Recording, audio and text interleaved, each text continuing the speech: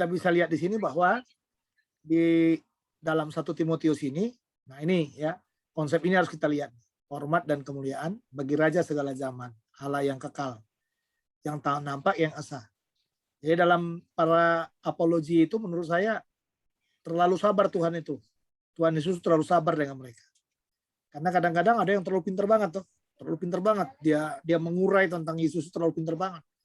Tapi ada yang saking pinternya dia sudah apa namanya? Sudah menjelek-jelekan. Bahkan istilahnya itu sudah menyudutkan Kristus itu dalam segala sesuatu. Ya. Nah, di sini yang saya bilang kepada Bapak Ibu, ya, kita perlu pahami ya bahwa kita yang normal, yang mengerti Alkitab dengan baik, ya ini dia, hormat dan kemuliaan bagi Allah yang kekal, hormat dan kemuliaan bagi raja selama-lamanya. Ya. Baik, masalah apa yang Timotius hadapi?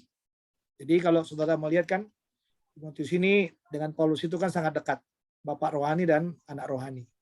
Tapi kita bisa melihat bahwa Timotius ini diutus oleh Paulus untuk apa? Untuk pergi ke Efesus. Jadi ini harus kita pegang sama-sama ya. Jadi bahwa Timotius itu mengembalakan di Efesus, ya. Dan waktu dia diutus ke Efesus itu bukan sekedar diutus sebagai gembala, enggak. Tapi di sini ada masalah yang harus dia hadapi.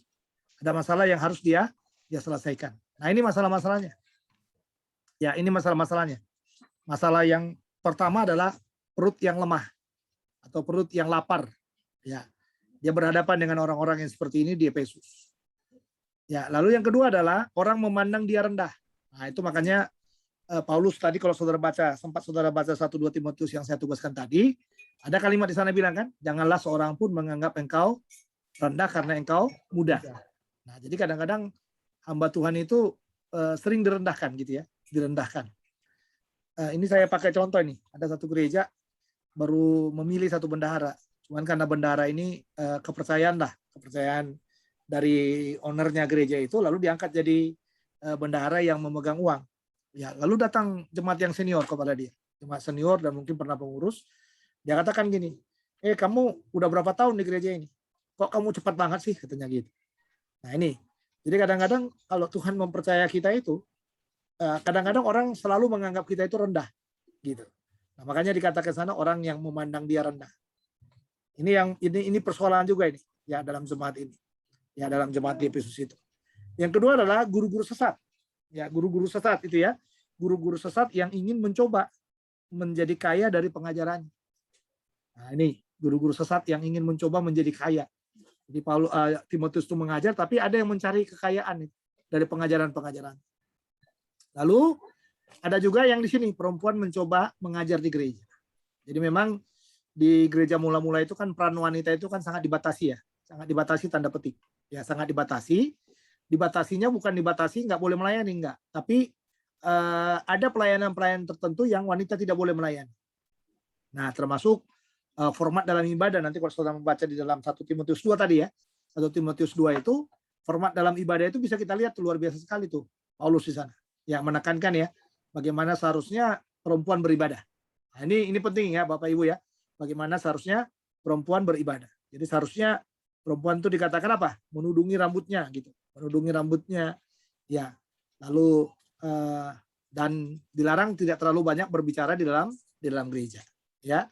Lalu ada juga janda yang menyusahkan nih, persoalan janda yang menyusahkan. Makanya nanti kalau saudara lihat kalau saya tidak salah dalam 1 Timotius yang ke 4 apa 5 ya, itu dibicarakan secara khusus itu ya tentang janda itu. Nah, apalagi yang Paulus canangkan kepadanya, janda-janda yang harus diurus itu bukan janda-janda yang masih muda, bukan. Tapi janda-janda yang sudah usianya 60 tahun ke atas. Lalu apalagi yang dihadapinya? Yang dihadapinya adalah kesombongan orang kaya. Nah, ini dalam 1 Timotius 6 ya. Kalau Bapak Ibu lihat tadi ya, ini kan kalau Bapak Ibu membaca kan ini kesombongan orang kaya. Nah, ini muncul juga ini. Ya, jadi orang kaya yang selalu menjadi penguasa ya. Kalau saya bilang selalu penguasa di dalam gereja itu. Bahkan kadang-kadang itu yang dibilang ya, menahan upah dari buruh katanya. Ya, upah dari buruh ya kalau nggak salah itu dalam pasal yang 6 itu, menahan upah dari buruh, nggak membayarnya gitu. Nah, itu yang kita lihat di sini. Lalu yang berikutnya tuduhan melawan pemimpin-pemimpin. Nah, ini sering terjadi nih ya. Jadi mereka melawan pemimpin, makanya sampai-sampai Paulus menetapkan lagi kan penatua, diaken, syarat-syaratnya dibuat dan lain sebagainya. Nah, ini masalah yang sedang dihadapi pada waktu Timotius diutus ke Efesus ini. Atau ini masalah inilah daftar dari semua apa? Dari semua masalah yang dilihat oleh siapa? Oleh Timotius waktu dia ada di Efesus. Oke, mari kita lihat 1 Timotius latar belakangnya kita perhatikan. Ya, ini semuanya sama ya. Semuanya meyakini bahwa pada umumnya Paulus sendiri yang menulis. Jadi tidak ada yang membantah itu. Ya. Lalu bukti ekstrinsiknya ini bantuan awal dari Bapak Gereja Kuat di sini dari luar ya. Nah, bukti intrinsiknya kita lihat nih surat menyatakan Paulus pengarangnya.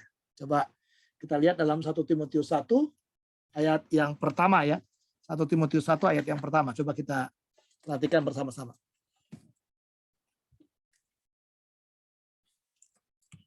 Ya, dari Paulus, Rasul Kristus Yesus menurut perintah Allah, Juru Selamat kita dan Kristus Yesus dalam dasar pengharapan kita.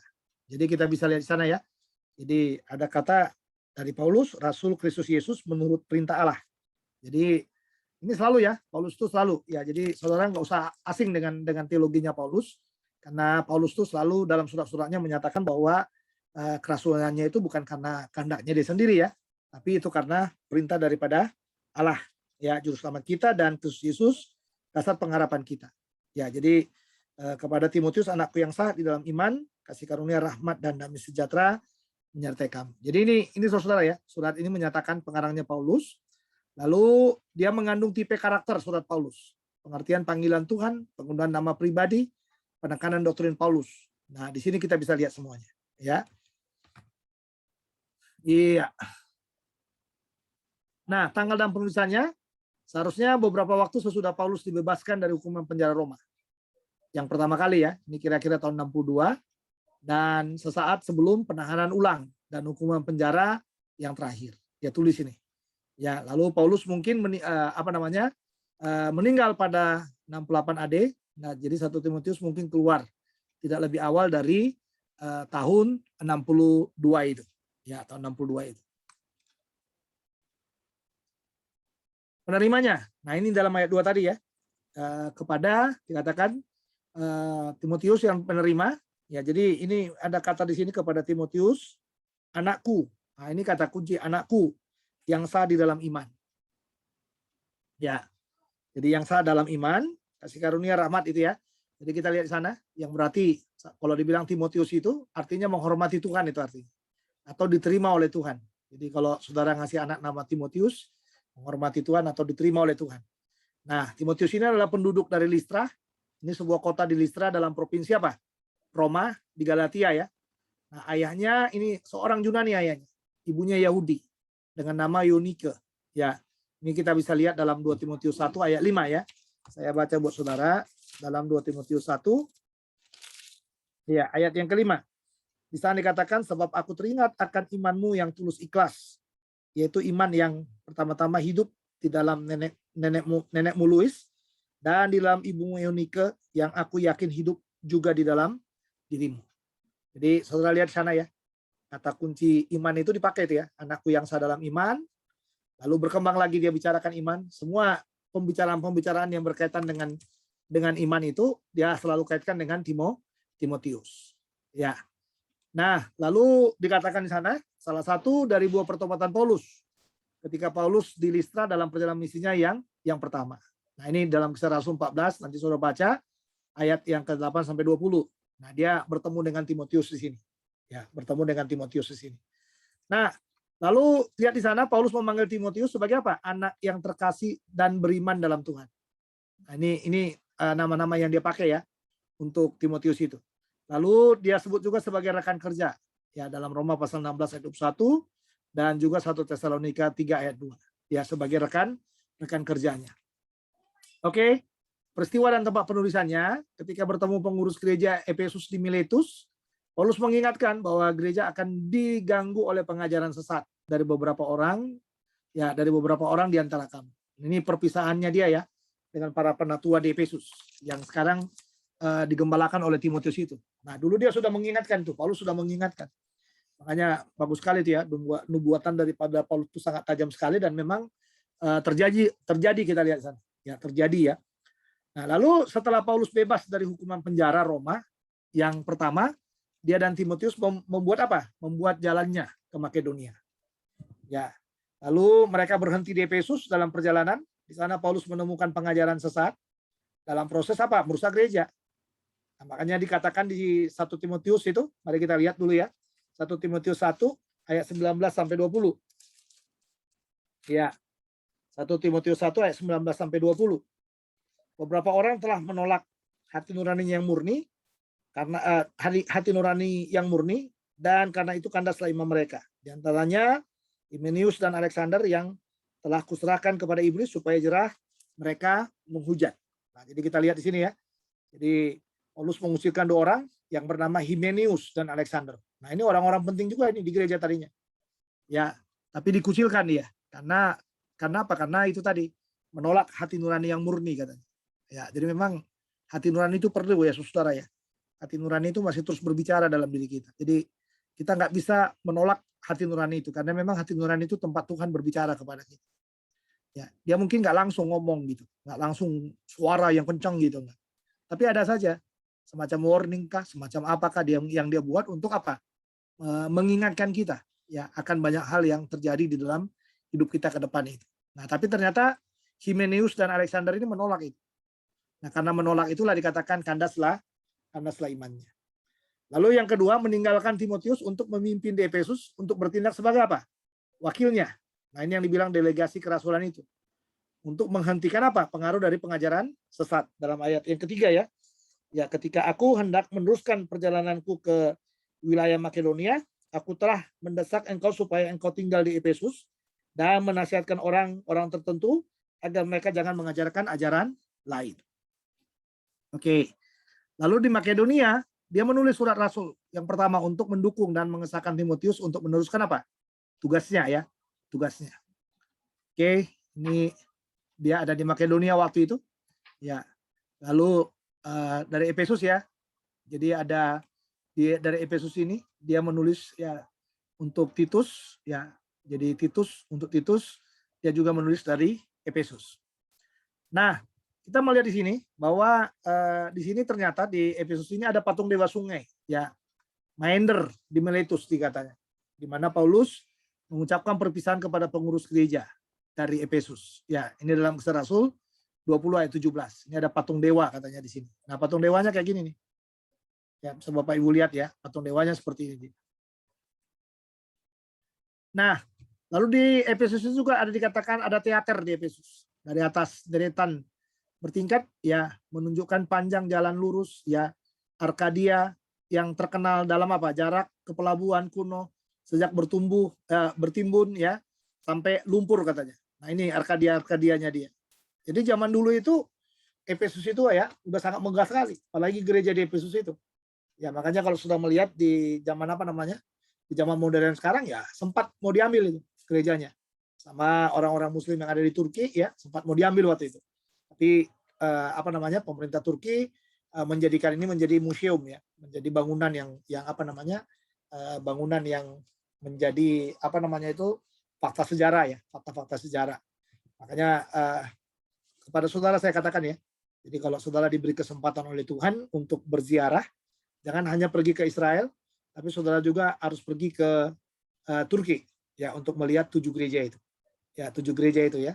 Selain saudara mungkin akan pergi ke Roma, ya silakan, ya silakan. Kalau saudara mau ke Roma juga, ya melihat besarnya kota Roma itu dan di sana memang pernah ada kekristenan juga, jangan saudara anggap tidak ada, ya. Nah ini semuanya ya daerah-daerah ini. Nah di Efesus ini juga ada Artemis, ya patung Artemis. Ini dewa banyak ya, ini dewa banyak buah dada katanya dari Efesus. Jadi ini orang apa patung dewa banyak buah dada itu. Nah ini kayak gini patungnya. Ya. Ini kalau saudara melihat di dalam bagian ini ya kota latar belakang citadelnya ini ya Artemis ini. Ya jadi kolam ini di tempat di kuilnya itu ya kalau sudah lihat di sini. Ini dia tempat-tempatnya. Ya, kolam ini tempat di mana kuil Artemis terkenal atau Diana. Ya, yang dikatakan yang pada waktu 1 Timotius itu ditulis itu. Nah, di sini. Ya, ini dia. Oke. Nah, temanya urutan dalam gereja. Jadi saya menuliskan instruksi ini kepada kamu supaya apa? Supaya kamu akan mengetahui bagaimana orang-orang akan bertingkah laku dalam rumah Tuhan. Ya, yang dimana gereja adalah ya Allah yang hidup, pilar dan pondasi dan pondasi akan kebenaran. Jadi bagaimana orang akan bertingkah laku dalam rumah Tuhan. Nah, ini penting saudara. Ya, di dalam rumah Tuhan itu bagaimana ya? Bagaimana kita diposisikan istilahnya dalam rumah Tuhan itu. Nah, ini garis besarnya. Ya, garis besarnya bab 1 pasal 1 itu menghadapi pengajar sesat. Nah, ada beberapa hal yang ditekankan di sini tentang guru sesat, tentang Paulus dan Injil, lalu tentang tanggung jawab ke Timotius. Lalu pasal yang kedua itu bicara ibadah umum. Ini kepedulian umum dalam ibadah umum, lalu peran jenis kelamin dalam ibadah umum. Ini dalam pasal 2.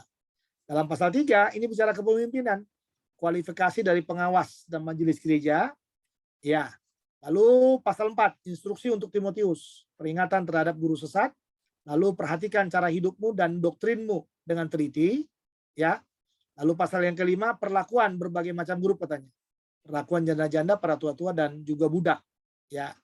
Lalu pasal yang keenam ini adalah material barang milik, ya. Jadi korupsi, ya, mereka hidup suci hanya untuk apa? Memperoleh keuntungan materi. Membandingkan tingkah laku, kesalehan dan kepuasan hati. Lalu di sini juga ada perintah untuk Timotius, kejarlah tujuan-tujuan spiritual. Lalu perintah untuk orang kaya menaruh harapan kepada Tuhan bukan kekayaan. Lalu di sini juga di dalam pasal 6 ini ya, ada perintah untuk Timotius, jagalah apa yang sudah dipercaya. Ya, jagalah apa yang sudah dipercaya. Oke. Nah, mari kita lihat sekarang. Ya, kita nggak bisa lihat semuanya ya. Karena ini kita belajar melihat beberapa topik ya. Nah, ini kontroversi tentang peran perempuan di ibadah umum. Ya, itu kalau saudara lihat di pasal 2 ya. Pasal 2 itu tentang mengenai sikap orang laki-laki dan perempuan dalam ibadah jemaat ya. Dalam ayat yang ke-8 sampai dengan ayat 14. Nah, ini ada kontroversi di sini.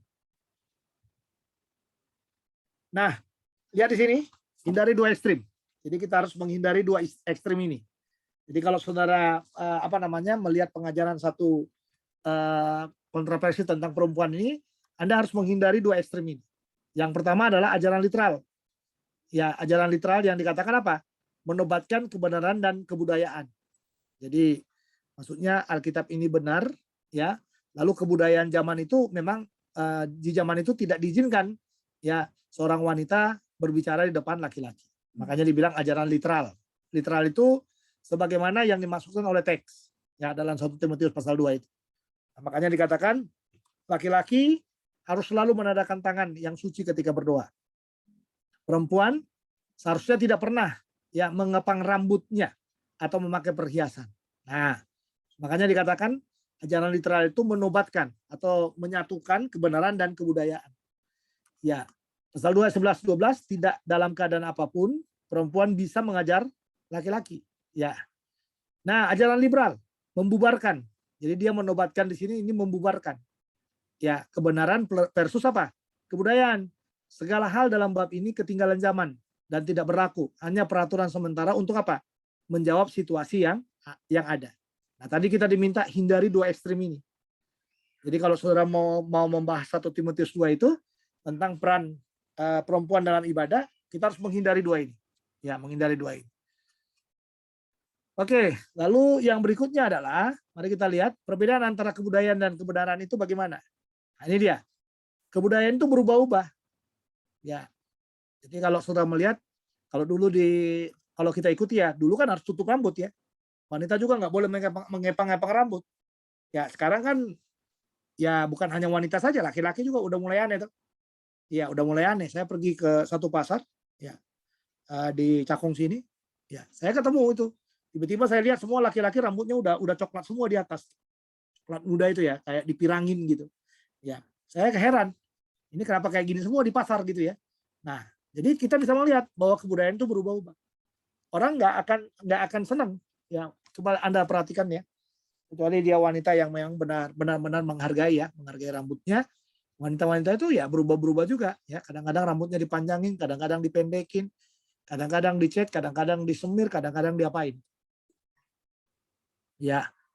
Lalu yang berikutnya terpaku waktu kepada pengarang kitab Injil dan pembaca.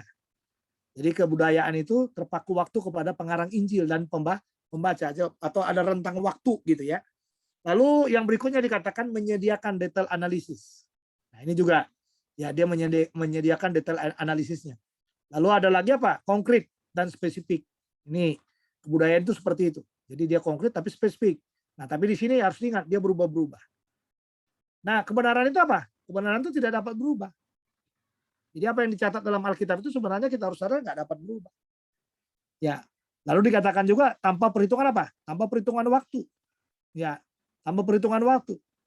Lalu yang kedua apa? Yang ketiga apa? Menyediakan kebenaran yang utuh. Nah, yang terakhir adalah mendunia dan umum. Nah, ini perbedaan kebudayaan dan kebenaran itu. Ya. Jadi kalau seandainya kita mau mencoba menobatkan kebenaran dan kebudayaan, nah ini kita bisa melihat seperti ini modelnya. Ya, atau kalau kita mau membubarkan, yang terjadi seperti ini. Nah, makanya kita harus benar-benar tahu apa itu kebudayaan dan apa itu kebenaran. Oke. Nah, lalu doa laki-laki. Ini kewajiban dari laki-laki dalam doa. Bagaimana kewajibannya? Ya, coba baca itu pasal 2 ayat 8. Misalnya dikatakan 1 Timotius 2 ayat 8. Mari kita lihat sama-sama. Oleh karena itu aku ingin supaya di mana-mana orang laki-laki berdoa dengan menadahkan tangan yang suci, tanpa marah dan tanpa perselisihan. Nah, ini lihat nih saudara. Ya, 3 kata itu ya. 3 kata itu penting sana. Ya, yang dikatakan ya orang-orang oleh karena itu aku ingin supaya di mana-mana orang laki-laki berdoa dengan apa? Menadahkan tangan yang suci. Ini tangannya ya. Jadi dia membuka tangannya, menadahkan tangan yang suci tanpa marah. Ini hati, masalah hati ya. Ya, masalah hati dan pikiran. Dan satu lagi, tanpa perselisihan. Nah, jadi kita bisa melihat antara menadahkan tangan, kalau kita berani menadahkan tangan seperti ini, sebenarnya hati kita itu harus bersih. Nah, ini yang dibilang.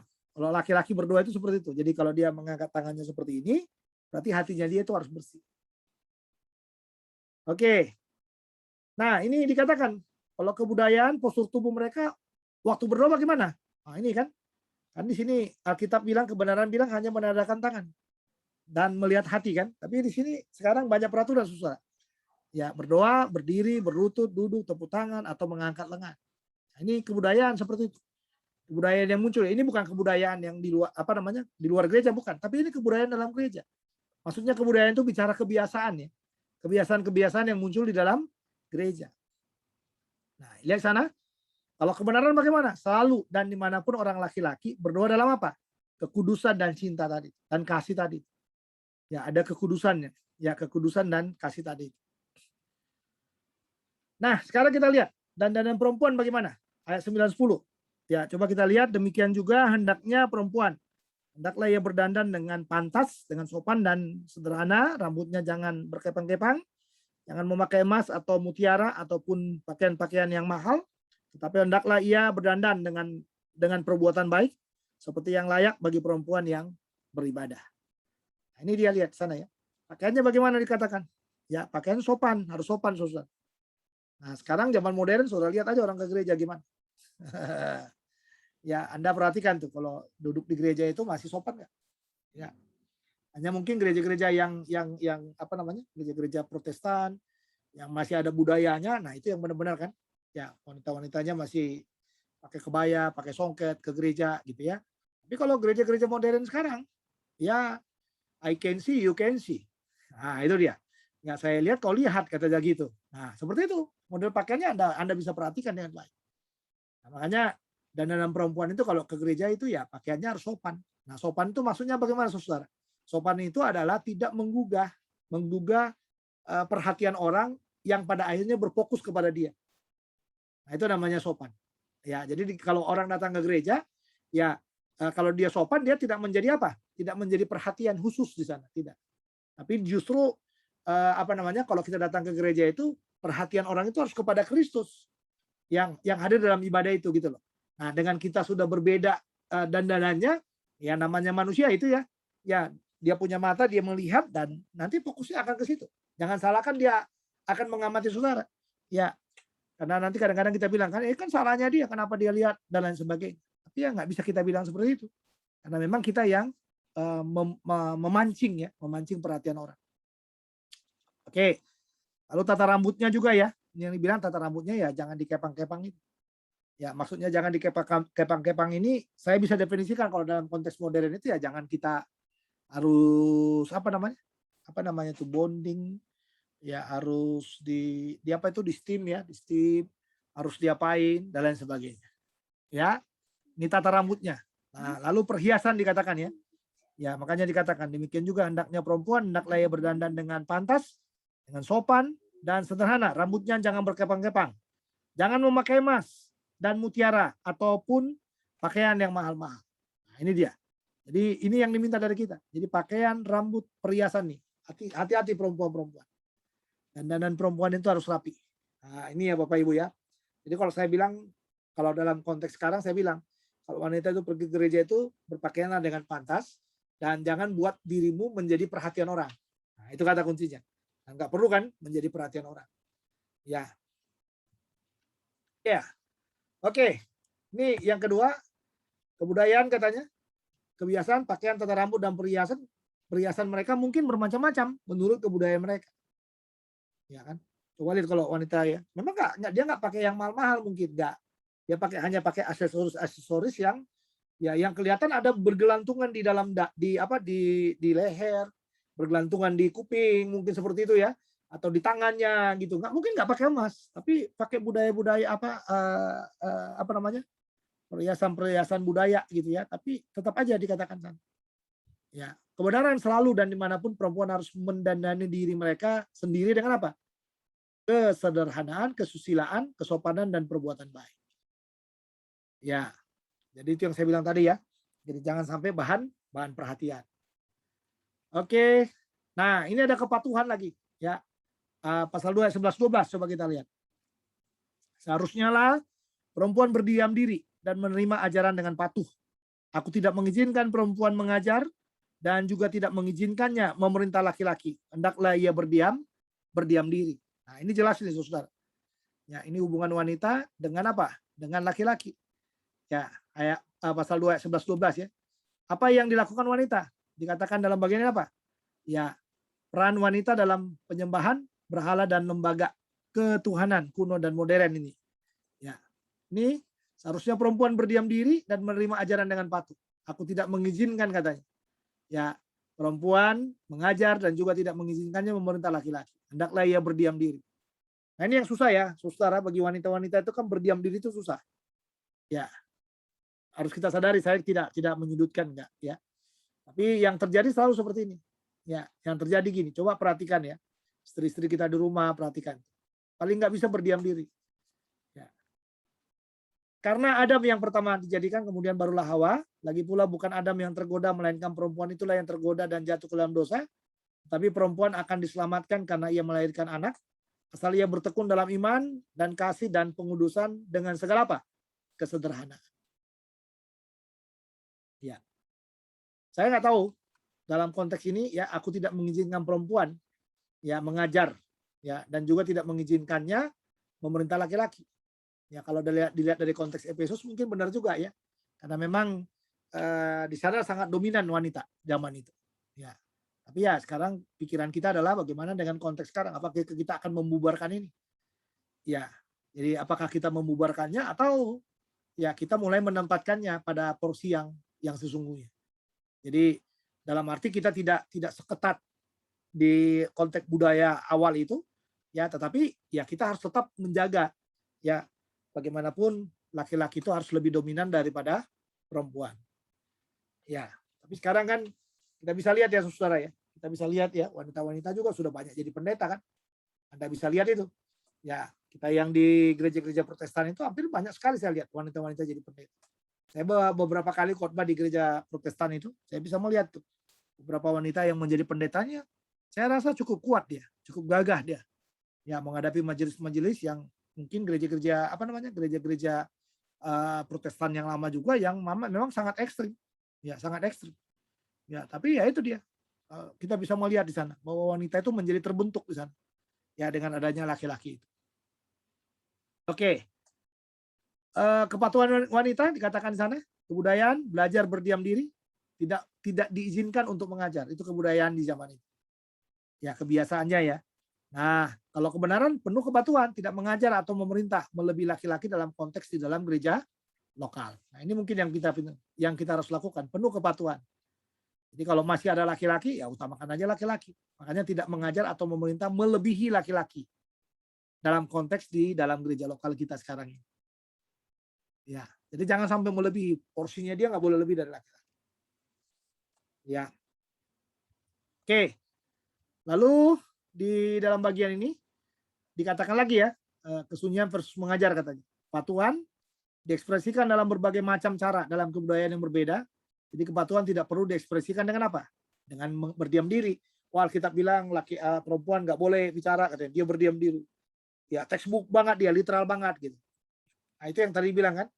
Jadi kita tidak boleh ekstrim ya terhadap itu. Apakah wanita mengajar laki-laki berarti wanita mengambil alih kekuasaan laki-laki? Ya, ini pertanyaan yang penting ini buat kita. Ya, saya itu dibesarkan ya, dibesarkan juga dari sekolah teologi yang awalnya seperti itu, Jadi hampir wanita itu tidak boleh berbicara. Ya, di sekolah teologi itu ya, tempat saya dulu kuliah S1 itu seperti itu dia. Tapi saya melihat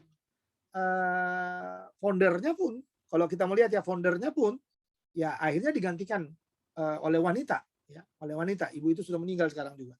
Ya foundernya, ya pendirinya, ya Pak Dr. Kris Marantika itu, ya yang begitu sangat kuat sekali di zaman itu, sangat kuat sekali menerapkan ini. Ya di kampus kami itu hampir wanita itu tidak banyak berbicara di depan laki-laki. Ya zaman itu. Ya tapi saya melihat beliau ya ternyata dalam kemajuan yang sangat pesat itu, ya detik-detik sebelum beliau meninggal itu, dia sudah menjadikan ibu itu jadi wakilnya dia. Ya, sampai pada akhirnya dia meninggal, nah ibu itu jadi ketua. Dan perubahan itu besar terjadi akhirnya di kampus itu. Ya. Nah, jadi memang benar juga dalam pelajaran kita ini. Ya, jadi kadang-kadang kebudayaan, kebiasaan itu harus berubah. Tapi kebenaran itu harus dikontekstualisasikan kepada zaman itu, dikontekstualisasikan kepada zaman kita itu. Ya, lalu makanya katakan apakah wanita mengajar laki-laki berarti wanita mengambil alih kekuasaan laki-laki? Belum tentu, dia kan hanya mengajar, bukan mengambil kekuasaan, tidak, tapi hanya mengajar dalam konteks itu. Dan kadang-kadang memang ya antara kita laki-laki dan perempuan, apalagi pengalaman saya dalam mengajar hermeneutika, ya hermeneutika ya. Ya, saya sangat melihat bahwa wanita-wanita itu dengan kita laki-laki dalam pengamatan itu jauh lebih terampil mereka. Ya, kadang-kadang mereka mengekspos, menggali teks itu jauh lebih terampil daripada kita laki-laki. Ya. Nah, tapi apakah kita mau katakan waktu dia menyampaikan pengajaran-pengajaran itu lalu dia akan berkuasa atas kita? Tidak. Ya, jadi wanita itu dalam konteks dia mengajar, dia harus mengkontekstualisasikan bahwa dia hanya diberikan otoritas pada saat itu saja. Ya, dan semoga pada waktu dia mengajar dengan baik dan kita mendapat berkat dari apa yang diajarkannya. Ya, makanya wanita itu jangan terlalu kelihatan sangat dominan, sangat apa gitu ya. Kan kita banyak ya melihat pengkhotbah sekarang yang wanita-wanita kan kayak gitu juga. Kelihatan sangat dominan sekali gitu, mendoktrin sangat dominan sekali, jangan. Karena kita harus mengkontekstualisasikan teks ini. Ya. Nah, yang berikutnya ketika setiap orang mengajar, kekuasaan terletak dalam firman Tuhan, bukan dalam orang. Makanya itu tadi saya bilang. Jadi kekuasaan itu terletak pada firman Tuhan, bukan pada kita. Ya, bukan dalam diri orang itu, bukan. Bukan pada wanita itu kekuasaannya, bukan. Ya. Oke. Lalu kebenaran itu tentang kekuasaan dan kepatuhan lagi tadi.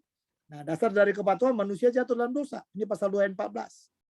Nah, kesalahan pengertian wanita ditunjuk lebih dikatakan dalam bagian ini lebih mudah ditipu dalam kejatuhan manusia, jadi dia seharusnya tidak mengajar laki-laki. Ini ada keberatan di sini. Jika wanita secara alamiah mudah tertipu, mereka mungkin dilarang mengajar siapapun, bukan hanya laki-laki, sedangkan Paulus menunjuk ya kepada peran spesial untuk wanita dalam mengajar anak-anak dan wanita yang lebih muda. Nah, ini dalam Titus ya pasal 2 ayat 4 ini. Nah, ini keberatannya ya. Kebenarannya bagaimana? Dosa Hawa dalam kejatuhan manusia bukan hanya membohongi, tetapi dia merebut kekuasaan Adam dan karena itu memutarbalikkan peran kehormatan mereka. Nah, makanya seharusnya yang mengajar itu jangan yang tidak bertobat, harus bertobat. Supaya apa? Supaya apa yang dikatakan dalam Kejadian itu dia akan birahi kepada suaminya. Birahi itu tidak berkaitan dengan kata apa namanya, tidak berkaitan dengan seksual di sana dalam kata birahi itu, tapi birahi dalam kitab Ibrani, dalam kitab Kejadian itu menunjukkan bahwa wanita itu ingin merebut kekuasaan. Dia selalu ingin mengambil kekuasaan itu dari laki-laki. Nah, jadi makanya saudara, seharusnya wanita yang mengajar itu ini untuk menyelesaikan kebenaran yang ada di sini ini, ya saya selalu mengatakan bahwa yang mengajar itu adalah haruslah wanita yang lahir baru. Wanita yang tahu tentang Yesus, wanita yang mengalami Yesus dalam hidupnya, lalu wanita yang mengerti firman, dan wanita yang mengizinkan hidupnya dipimpin oleh Roh Kudus. Ya. Oke. Nah, mari kita lihat lagi. Ya, konklusinya ya 1 Timotius 2 itu, dapatkah wanita mengajar di ibadah umum? Nah, ini pertanyaannya. Ya. Dapatkah wanita mengajar di ibadah umum? Tidak, asalkan itu tidak berarti kekuasaan. Ya, dapatkah wanita mengajar di ibadah? Iya, bisa aja. Tapi ya ini tadi, asal itu tidak berarti kekuasaan, sah saja boleh. Ya, siapa bilang nggak boleh? Boleh, tapi itu tadi, jangan sampai dia diberi kesempatan menjadi orang yang full power. Apalagi kalau udah punya wanita itu punya roh Isabel katanya. Tahu Isabel? Ya, kalau Isabel itu Isabel jadi ujung-ujungnya kan di Yohanes itu ya. Ya, wanita Isabel itu. Ya, di jemaat mana itu? Coba kita lihat Wahyu. Ya. Kita lihat Wahyu pasal yang pasal berapa ya?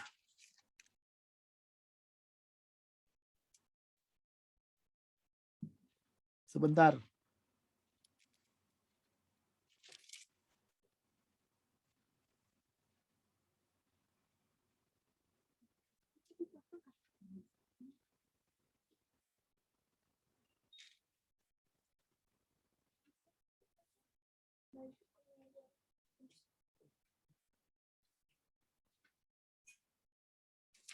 Wanita Isabel pasal berapa ya? Sebentar dulu nih. Kok jadi lupa saya?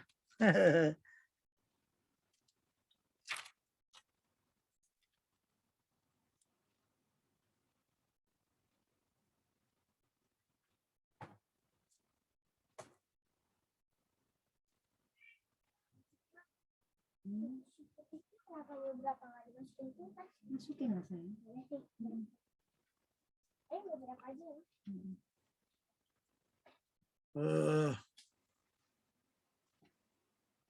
Ya, Wahyu pasal 2, mari kita lihat ya ayat 18. Ini jemaat di Tiatira ini ternyata. Ya, dan tuliskanlah kepada malaikat jemaat di Tiatira, inilah firman anak Allah yang matanya bagaikan nyala api dan kakinya bagaikan tembaga. Aku tahu segala pekerjaanmu, baik kasihmu dan maupun imanmu, baik pelayananmu maupun ketekunanmu. Aku tahu bahwa pekerjaanmu yang terakhir lebih banyak daripada yang pertama. Tapi aku mencela engkau. Ini kata kuncinya ya. Aku mencela engkau, ya, karena engkau membiarkan wanita Isabel, ya Isabel, yang menyebut dirinya nabi mengajar dan menyesatkan hamba-hambaku supaya berbuat zina dan makan persembahan-persembahan berhala. Ya, jadi dikatakan wanita Isabel katanya ya. Dan aku telah memberikan dia waktu untuk bertobat, tetapi ia tidak mau bertobat dari zinanya. Nah, ini Isabel itu ya itu wanita yang selalu berkuasa itu ya. Jadi sangat kuat pengaruhnya, sangat mempengaruhi sekali gitu. Ya. Jadi seharusnya wanita-wanita itu mengajar jangan ada roh itu di situ. Jangan ada roh Isabel dalam dirinya. Ya, seharusnya kalau dia dipercaya memimpin juga ya jangan ada roh Isabel dalam dirinya.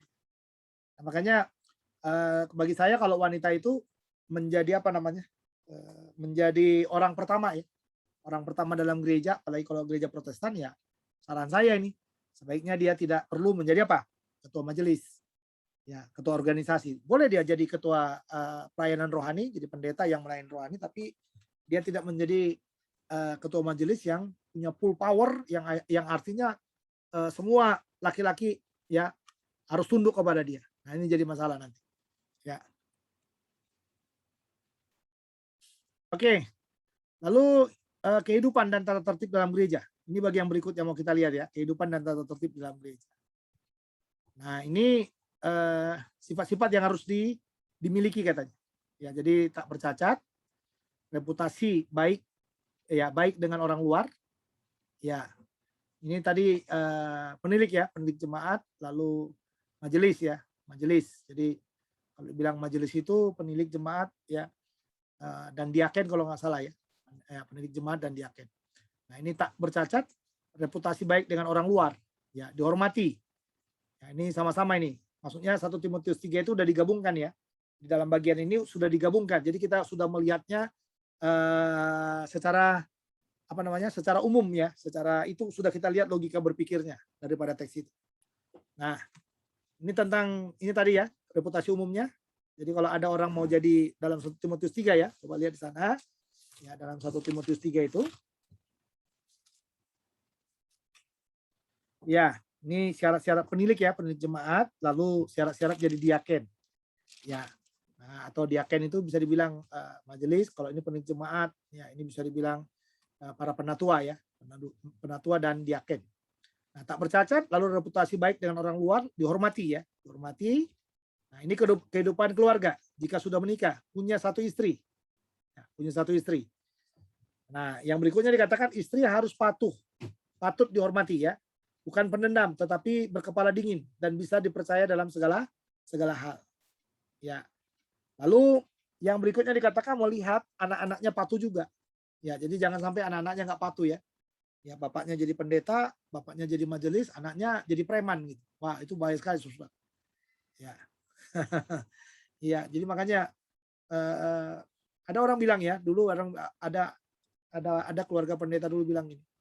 Anak saya bilang gini sama saya, katanya. Apa? Ya kan yang pendeta bapakku, apakah aku harus jadi pendeta? Katanya. Ya, ya memang nggak jadi pendeta ya, tapi bagaimanapun kehidupan seperti pendeta harus terjadi dalam dirinya dia. Ya, dia nggak pendeta, tapi karena bapaknya pendeta mau nggak mau, ya keluarga itu harus mencerminkan ya bahwa dia keluarga pendeta. Keluarga itu harus mencerminkan bahwa dia keluarga majelis. Jadi nggak bisa ya kita berdalih bahwa ya itu bapakku bukan saya gitu, nggak bisa seperti itu. Ya, nggak bisa seperti itu. Nah, ini ciri-ciri negatifnya. Tidak cepat marah. Wah, ini penting, Saudara. Jadi jangan terlalu emosi ya. Ini kadang-kadang banyak orang seperti itu tuh. Terlalu gampang tersinggung, dia cepat marah. Ya, tidak bengis atau kasar. Ya, tidak bengis, kasar. Lalu tidak suka bertengkar. Nah, ini juga. Karena dikatakan hamba Tuhan nggak boleh bertengkar. Wah, ini dia. Jadi jangan suka bertengkar, Saudara. Apalagi ngomong-ngomong apa namanya? Ngomong-ngomong apa itu istilahnya itu? Ketus ya, ngomong ketus gitu. Ya, kita pendeta, kita penatua, kita majelis, ya kita ketus kepada jemaat, ketus dalam berkata-kata. Nah, itu bahaya sekali. Ya, lalu bukan penganut baru atau bukan apa namanya? Bukan orang yang baru bertobat maksudnya. Ya, penganut baru itu artinya pengikut yang baru bukan. Ya, lalu tidak mencari keuntungan dengan tidak jujur. Nah, ini dia. Makanya ya memang kalau orang sudah menyerahkan dirinya kepada Tuhan, ya hidupnya dari Tuhan. Makanya apapun yang kita lakukan yang bertentangan ya, yang bertentangan dengan firman, itu jadi masalah itu sesuatu. Makanya dalam bagian ini perlu kita lihat di sana. Lalu bukan pecandu alkohol, ya bukan peminum maksudnya ya, berkepala dingin. Ya, berkepala dingin. Ya, kalau pecandu alkohol itu gimana sih? Ini kadang-kadang kan jadi masalah nih, boleh nggak orang minum alkohol gitu? Jadi masalah. Kalau udah dalam konteks pecandu, ya kan, berarti kan dia dikendalikan oleh alkohol itu kan. Ya, itu dia. Oke. Lalu yang berikutnya adalah ciri-ciri positifnya. Dia itu ramah. Wah, ramah. Lalu berpikir sehat. Lalu diuji, ya dia diuji. Maksudnya teruji ya. Tulus hati gitu. Ya. Lalu yang berikutnya dikatakan dapat mengajar. Nah, ini perlu Saudara. Makanya saya selalu mengatakan bahwa kalau kita majelis gereja, kita siapapun ya mari kita memperlengkapi diri. Karena kita harus dapat mengajar. Oke. Nih, kualitas pemimpin yang wajib. Siapakah mereka? Penilik jemaat. Nah, ini penilik jemaat ini penatua, uskup, pendeta, dan majelis. Nah, ini dia. Siapa mereka ini? Ya, lalu syarat menunjuk kepada kehidupan sekarang dari seorang pemimpin. Jika seorang pemimpin gagal, dia harus meletakkan jabatannya. Nah, ini penting, saudara. Ya, semua syarat penting dan sama pentingnya. Karakter lebih penting daripada apa? Kemampuan. Ya, kemampuan. Ya, coba ya, karakter lebih penting daripada kemampuan. Hanya 2 syarat membutuhkan kemampuan. Mengatur rumah diberikan prioritas melebihi pekerjaan. Jadi harus memenuhi syarat. Ya, jadi mereka dapat memberikan contoh kesalehan, gereja dapat menghindari masalah yang datang dari pemimpin yang buruk atau tidak layak. Jadi pemimpin itu harus pemimpin yang benar. Yang memimpin dalam gereja, ya kan? Harus kita dapatkan pemimpin-pemimpin yang seperti itu. Nah, kita mau lihat di sini guru dan pengajaran sesat. Ya, ini dalam 1 Timotius 1:3-20, ini semua ayat-ayatnya. Ya, satu dari alasan utama mengapa Timotius tinggal dengan gereja Efesus adalah untuk mengoreksi guru sesat. Ya, sumber utama dari ajaran sesat apa? Menipu. Ya, menipu roh dan setan itu ya. 1 Timotius 4 ayat 1. Tetapi roh dengan tegas mengatakan bahwa di waktu-waktu kemudian ada orang yang akan murtad lalu mengikuti roh-roh penyesat dan ajaran-ajaran setan-setan. Nah, ini dia yang ditunjukkan di sini. Nah, ciri-ciri guru-guru sesat itu, pembohong yang munafik katanya. Nah, ini dia. Pasal 1 ayat 7 ya, coba kita lihat. Ya, pasal 1 ayat 7, mereka itu hendak menjadi pengajar hukum Taurat ya tanpa mengerti perkataan mereka sendiri dan pokok-pokok yang secara mutlak mereka kemukakan. Ya, pembohong yang munafik. Lalu tidak mampu, mereka tidak mengerti apa yang mereka katakan atau pernyataan yang mereka buat dengan sangat percaya diri. Nah, ini dia. Lalu apa lagi? Mereka sombong. Ini sombong ini. Pasal 6 ya. Pasal 6 ayat 4. Ia adalah seorang yang berlagak tahu, padahal tidak tahu apa-apa. Penyakitnya ialah mencari soal-soal dan bersilat kata yang menyebabkan dengki, cedera, fitnah, curiga. Ya, curiga. Nah, ini dia yang dalam bagian ini. Sombong. Buta secara rohani. Jadi orang-orang yang tidak berpikiran sehat, kehilangan kebenaran nih. Pasal 6 ayat 5 ya. Ya, percecokan antara orang-orang yang tidak lagi berpikiran sehat dan kehilangan kebenaran yang mengira ibadah itu adalah suatu sumber keuntungan. Lalu dikatakan lagi menggunakan apa? Kesalehan. Mereka untuk apa? Keuntungan material. Ya, jadi pura-pura saleh untuk mendapat keuntungan material. Nah, itu guru-guru sesat. Ya, guru-guru sesat. Iya. Nah, lalu mengajar tidak sesuai dengan apa? Perkataan Tuhan kita Yesus Kristus dan tidak menurut ajaran yang sesuai dengan ibadah kita. Pasal 6 ayat 3 ya. Jika seorang mengajarkan ajaran lain dan tidak menurut perkataan sehat, yakni perkataan Tuhan kita Yesus Kristus dan tidak menurut ajaran yang sesuai dengan ibadah kita. Nah, lalu khotbah pertapaan yang salah. Mereka melarang orang kawin, melarang orang makan makanan yang diciptakan Allah. Nah, ini paling besar ini, dosa yang paling berbahaya ini, saudara ya. Kalau sampai kita sudah melampaui ya, apalagi kalau dikatakan melarang orang kawin itu. Ya, pasal 4 ayat 3 ya. Ya, mereka itu melarang orang kawin, melarang orang makan makanan yang diciptakan Allah, supaya dengan pengucapan syukur dimakan oleh orang percaya dan yang telah mengenal kebenaran. Lalu perhatian kepada cerita dongeng ya yang tidak percaya Tuhan, lalu kisah istri-istri tua dan silsilah yang tidak ada habis-habisnya. Nah, ini juga menjadi ciri khasnya dia. Ya. Lalu mempunyai sebuah kesenangan ya yang tidak sehat dalam perdebatan, percekcokan, dan ini ciri khasnya lagi. Mereka itu suka bersilat kata. Oke, demikian juga majelis haruslah orang-orang terhormat, jangan bercabang lidah, jangan pengembang rangkul, jangan serakah, melainkan orang-orang yang memelihara ya rahasia iman dalam hati nurani yang suci. Mereka juga harus diuji dahulu, baru ditetapkan dalam pelayanan. Itu ya telah mereka itu setelah mereka tak bercacat. Demikian pula istri-istri hendaklah ya orang-orang terhormat juga pemfitnah, jangan pemfitnah, hendaklah dapat menahan diri dan dapat dipercaya dalam segala hal. Jadi seharuslah suami dari satu istri dan mengurus ya anak-anaknya dan keluarganya dengan baik, karena mereka yang melayani dengan baik beroleh kedudukan yang baik, sehingga dalam iman kepada Kristus Yesus mereka dapat bersaksi dengan leluasa. Ya, ini yang mau kita cari itu adalah yang ini, yang disebut istri-istri ini. Ini siapa ini? Ya, istri-istri ini. Ya, nah ini dari kata gunaikos ya, ya gunaikos ginaikos ya. Secara logis dapat diartikan sebagai wanita atau istri yang dipakai katanya di sana. Ya, paling sedikit ada 6 pandangan dalam frase ini. Yang pertama, wanita pada umumnya. Lalu yang kedua, istri-istri dari penatua dan majelis. Lalu sebuah grup mirip dengan majelis dalam fungsi tapi kedudukannya lebih rendah. Atau bisa dikatakan mungkin orang yang memegang apa namanya itu, ibadah-ibadah wanita contohnya seperti itu. Istri-istri majelis, lalu majelis wanita, atau yang terakhir adalah istri-istri majelis yang disebut majelis. Ya, ini yang memandang seperti ini saudara ya. Coba kita lihat nih. Sorry. Ya, mereka adalah sebuah grup tersendiri, tidak hanya istri daripada majelis atau semua wanita dari gereja. Sebaliknya,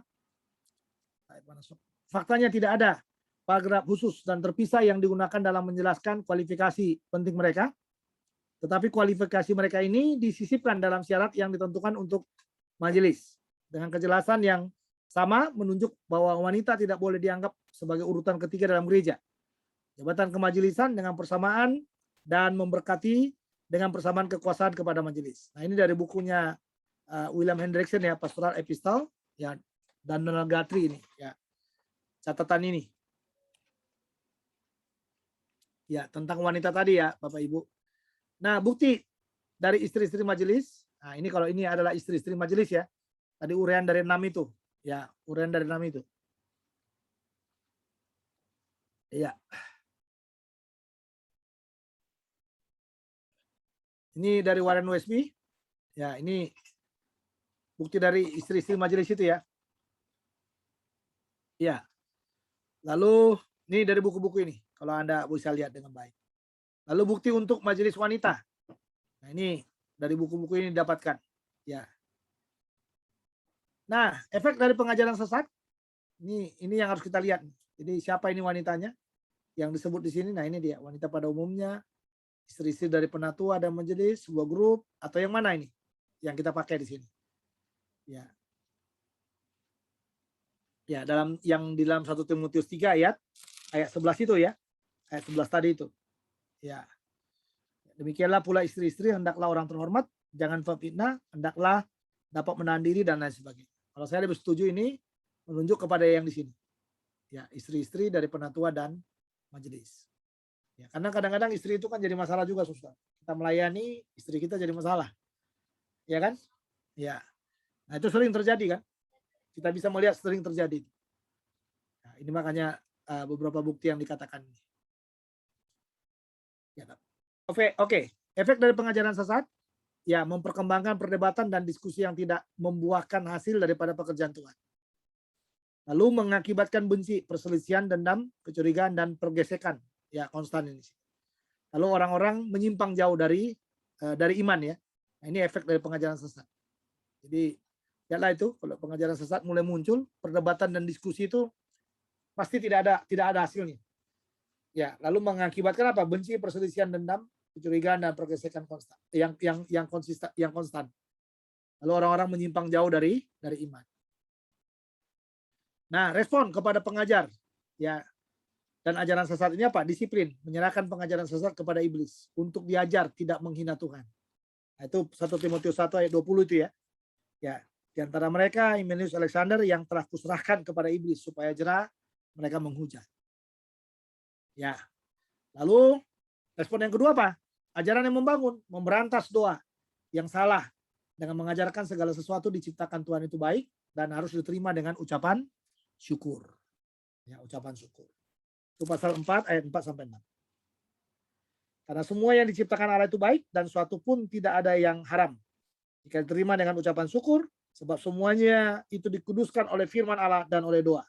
Ya, itu jelas sekali dikatakan dengan selalu mengingatkan hal-hal itu kepada saudara-saudara kita, engkau akan menjadi seorang pelayan Kristus Yesus yang baik, terdidik dalam soal-soal pokok iman. Ya, kita dalam ajaran sehat yang telah kuikuti selama ini. Lalu apa lagi? Ya, responnya kita apa lagi? Hidup saleh. Latihlah dirimu latihlah dirimu menjadi saleh. Pasal 4 ayat 7. Ya. Itu yang dikatakan, tetapi jauhilah tahayul dan dongeng-dongeng nenek tua, latihlah dirimu beribadah. Lalu pekerjaan yang setia, hindarilah omongan yang kosong, yang tidak suci dan pertentangan-pertentangan nih, dan jauh dari pekerjaan Tuhan. Nah, ini respon-respon kita terhadap pengajaran sesat itu. Nah, ada masalah uang yang dibicarakan dalam pasal 6. Salah satu dari ajaran sesat, seseorang telah kehilangan kebenaran, yang mengira ibadah adalah suatu sumber keuntungan. Ini banyak sekali orang ini ya, saudara ya. Saya dulu pernah seperti itu. Di melayani itu, ya orang-orang kalau datang ke ibadah itu dikasih transport, dikasih makan. Ya, dikasih segalanya. Sehingga gereja itu rame ya. Ya, ngumpul semua orang-orang dari mana-mana. Tapi yang punya gereja atau yang gembalanya sudah depan pintu itu, ya suka kasih berkat, kasih ongkos, kasih makan dan sebagainya. Nah, ini bahaya ya kalau kita buat dalam gereja seperti ini. Oke. Lalu kesalehan dengan kepuasan hati, guru-guru sesat diperingatkan, siapa menggunakan ibadah sebagai keuntungan, cintakan uang adalah akar dari segala macam kejahatan.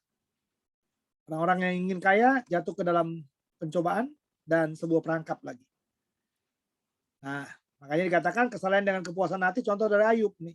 Sebab kita tidak membawa sesuatu apa-apa ke dalam dunia dan kita pun tidak dapat membawa apa-apa keluar. Nah, ini harus kita lihat, ingat baik-baik. Ya.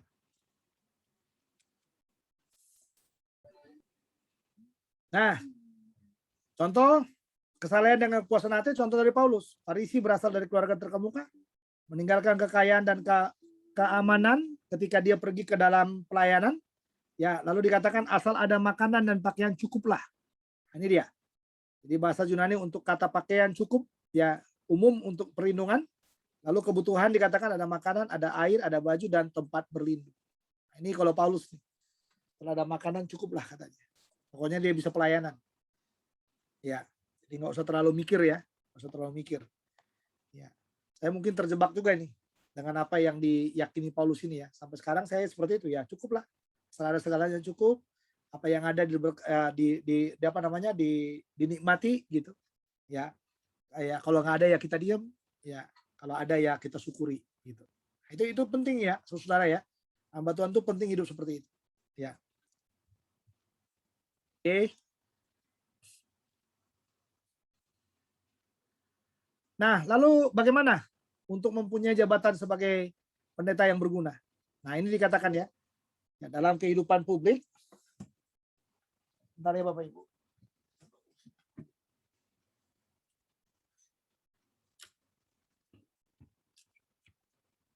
Ya, nih dalam kehidupan publik menuntut ya dan mengajarkan doktrin. Ini kalau kita melayani harus seperti ini. Menjaga kehormatan para jemaat, lalu melaksanakan keseimbangan spiritual. Ya, lalu dalam kehidupan pribadi bagaimana? Menjaga talenta yang kamu miliki.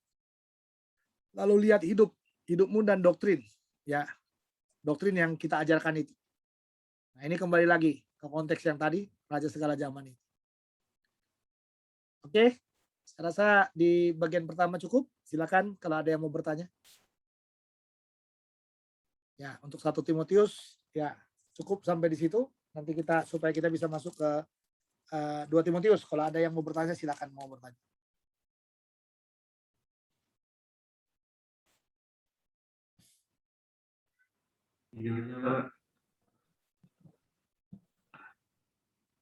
Jadi silakan. Berkejahatan itu untuk hamba Tuhan atau untuk orang Kristen secara keseluruhan, Pak? Yang mana, Pak? Yang uang sumber kejahatan itu, Pak?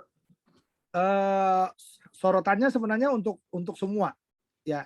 Karena itu katanya kan peringatkanlah orang-orang kaya yang ada di antara kamu kan. Coba kita lihat pasal 6 itu. Ya. Ajarkanlah dan nasihatilah semuanya ini jika seorang mengajarkan ajaran lain dan seterusnya ya. Dan 1 Timotius itu nanti ada di sana ya. Di dalam pasal 6, nanti perhatikan pasal 6. Ya, gimana Pak? Ada lagi? Pasal 6 Pak, di pasal 6 itu ya. Jadi Pak, makasih. Hah? 11 Pak.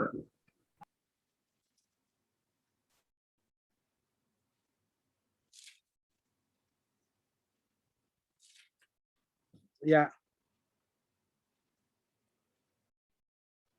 Jadi ini pengajar sesat itu yang disoroti Paulus di sini, sehingga jemaat harus benar-benar ya, jangan sampai terjebak kepada penyesat itu. Makanya ayat 10 dikunci itu ya. Karena segala kejahatan ialah cinta uang. Sebab oleh memburu uang lah beberapa orang telah menyimpang dari iman dan menyiksa dirinya dengan berbagai-bagai duka. Nah, memang kenapa di lebih banyak tadi di dalam tafsiran itu kita mengarah kepada hamba Tuhan, karena memang ini nasihat yang diberikan kepada Timotius secara khusus ya, kepada Timotius secara khusus supaya Timotius itu benar-benar memperhatikan ya bagaimana dia mengembalakan dengan baik ya, dia mengembalakan dengan baik. Ya. Itu yang disorot di situ. Jadi makanya tadi saya katakan kepada Bapak Ibu ya, kenapa sampai di teks itu disebutkan hamba Tuhan ya. Salah satunya ya satu, kita belajar sebagai hamba Tuhan, dan yang kedua yang diberi nasihat oleh Paulus itu adalah Timotius ya, tapi tidak menutupkan kan, karena ini kan ajaran untuk hamba Tuhan yang harus diturunkan kepada jemaat gitu loh ya. Jadi hamba Tuhan harus bisa mengajarkan itu kepada jemaat, supaya jemaat itu juga bukan orang yang cinta uang ya, bukan orang yang memburu uang ya, tapi dia adalah orang yang mengasihi Tuhan dalam setiap kehidupannya. Seperti itu Pak Andre. Ya, silakan yang lain.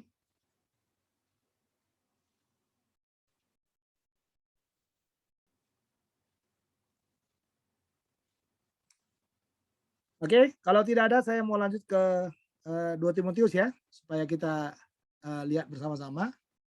Ya.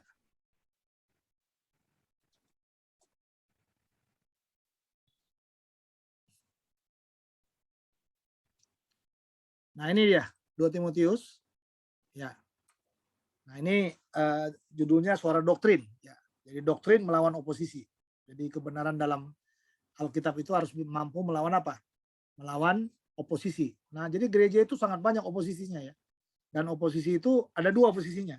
Oposisi yang mengkritik gereja masih dalam kebenaran, tapi ada oposisi yang kedua. Ya, dia mengkritik gereja tapi dia udah sesat. Nah ini paling berbahaya nih. Kalau kita ketemu dengan para oposisi dalam gereja yang mengkritik gereja tapi dia sesat. Tapi kalau dia mengkritik gereja, mengkritik para pendeta, mengkritik para majelis untuk keseimbangan dan kemajuan pelayanan, ya saya rasa nggak ada apa-apa, nggak ada masalah ya, asal dia tetap di koridor kebenaran yang ada. Ya. Nah, yang lain tidak mampu mengatasi panasnya pencobaan. Nah, ini kita udah lihat nih ya, kita udah pernah lihat nih bahwa surat Timotius ini adalah surat penggembalaan ya. Ya, 1 dari 3 surat-surat penggembalaan. Ini 1, 2 dan Timotius ya. 1 dan 2 Timotius dan Titus. Jadi Paulus menunjuk ini kepada individu-individu dibandingkan dengan surat-suratnya yang lain kepada gereja-gereja. Ya, Timotius kepada Timotius, Titus kepada Titus pribadi ya.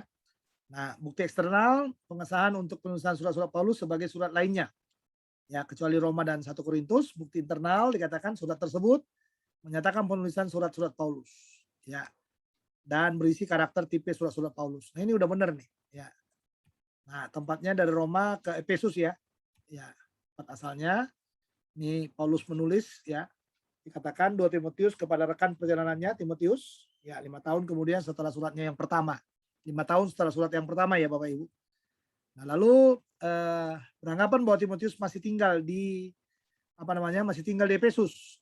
Ya, 2 Timotius juga punya tujuan yang sama dikatakan. Lalu yang berikutnya itu adalah ya.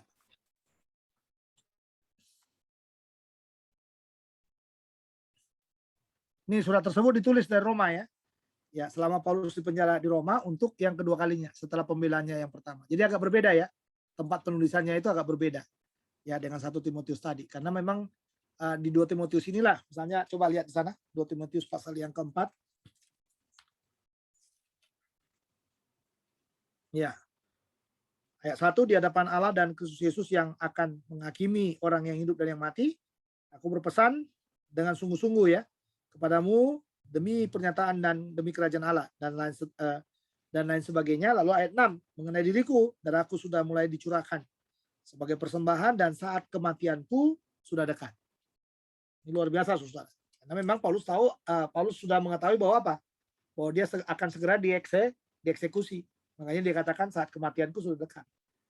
Ya, makanya ya ayat 16-17 juga ya. 16-17 coba kita lihat di sana. 16-17 ya. Pada waktu pembelaanku yang pertama tidak seorang pun yang membantu aku, semuanya meninggalkan aku. Kiranya hal itu jangan ditanggungkan atas mereka. Tapi Tuhan telah mendampingi aku dan menguatkan aku supaya dengan perantaraanku Injil diberitakan dengan sepenuhnya dan semua orang bukan Yahudi mendengarkannya. Dengan demikian aku lepas dari mulut singa. Ini saudara ya. Nah, ini bisa kita lihat dalam bagian ini.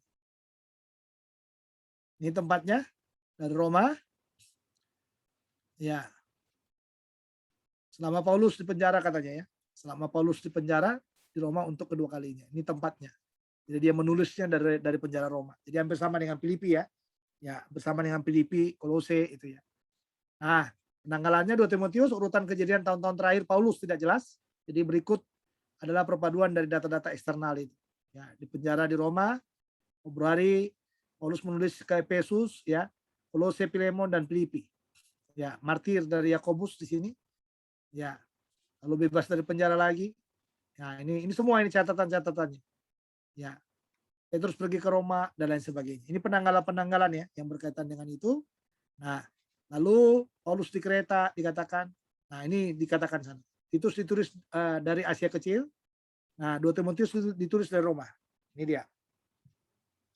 Musim gugur 67 kepada Timotius di Efesus. Jadi tadi itu ya, setelah 5 tahun dia menulis 1 Timotius. Penerimanya Timotius. Ya, rekan perjalanan Paulus yang lama. Jenisnya surat yang sangat pribadi dan emosional. Agak berbeda dengan 1 Timotius ya. Kalau 1 Timotius dia disurati untuk menata gereja itu. Kalau di sini lebih bersifat pribadi, lebih bersifat dia mencurahkan ya apa yang sedang dialaminya di dalam penjara itu kepada siapa?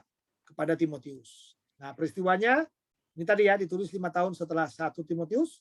Paulus di penjara di Roma yang kedua sebelum eksekusi Paulus, lalu ketika Nero menyalahkan orang-orang Kristen. Ini ketika Paulus menulis 2 Timotius ya tahun 67 ya dikatakan adalah seorang tahanan yang berpengalaman di beberapa kota. Yerusalem 10 tahun lebih awal. Ya Kaisarea dan lain sebagainya. Ini peristiwa-peristiwa yang dialaminya ya. Nah, selama menghabiskan hampir 5 dari 10 tahun di belakang layar, dia tahu tentang penjara dan prosedur politik. Dia tahu bahwa pemenjaraan Roma yang kedua ini akan berujung pada apa? Eksekusi. Dan yang bilang tadi saat kematianku sudah dekat. Ya, mengenai diriku katanya, saat kematianku sudah dekat. Luar biasa.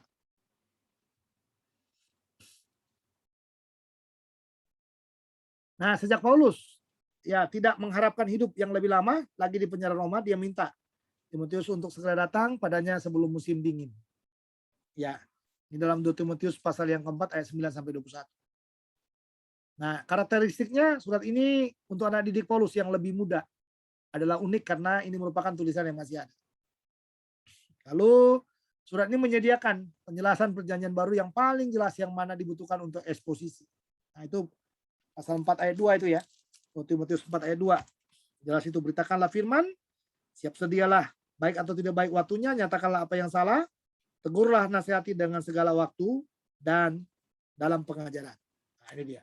Kalau Anda eksposisi ini bagus ini. Ya, beritakanlah firman. Bagaimana caranya? Ya, dengan cara apa gitu. Ya, menunjukkan keharusan ya untuk menjaga Injil. Lalu menekankan pemusatan dari Alkitab, apalagi mencatat bagaimana kita harus gigih dalam Injil, lalu menunjukkan akan penderitaan untuk Injil. Ini karakteristik dari surat ini. Lalu menjelaskan dengan baik akan inspirasi Alkitab. Nah, di sini nih. Ya, coba lihat sana, pasagrape theopneustos ya.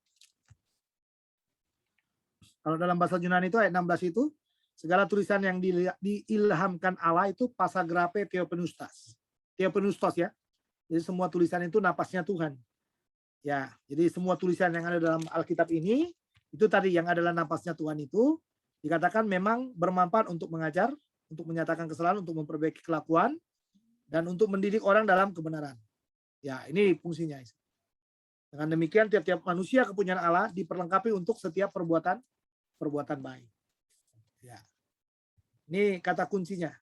Ya, doktrinnya ini tadi segala tulisan yang diilhamkan Allah memang bermanfaat untuk mengajar, untuk menyatakan kesalahan, untuk memperbaiki kelakuan, dan untuk mendidik orang dalam kebenaran.